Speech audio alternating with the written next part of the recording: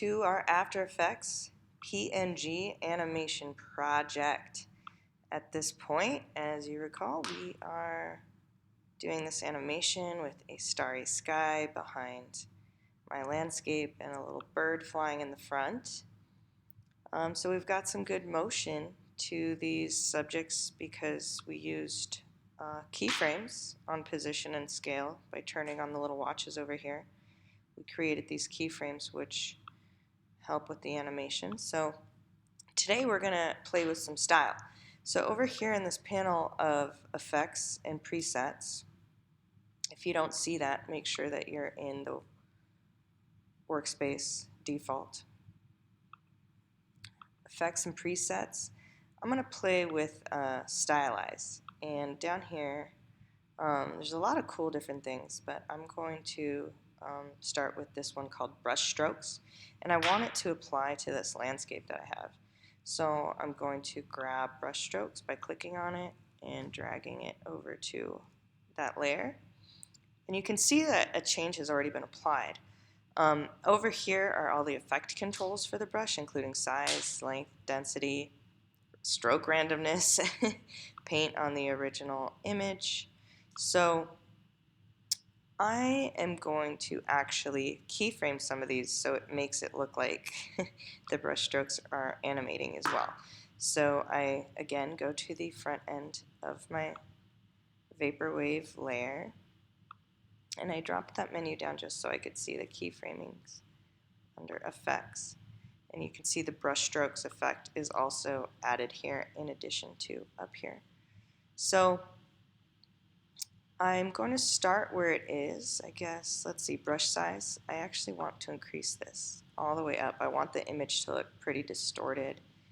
And I'm going to do the same thing with these other options. I'm just going to pump them up a bit for a starting point.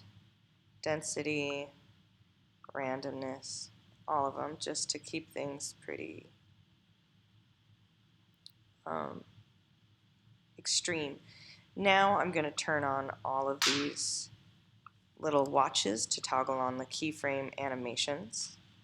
And then I'm going to move my playhead down to about here where that bird is. And from that point, I'm going to turn down all of the different animations. So because I'm creating a keyframe that turns everything down, after creating keyframes where everything was pumped up, the software is automatically going to edit those brush strokes into the image.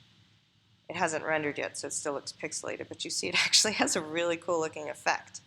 Let's see if I can get this to render. File.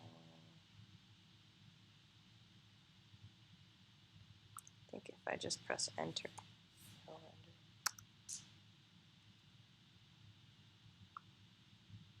I'm going to turn the resolution down, see if it helps. I can watch it.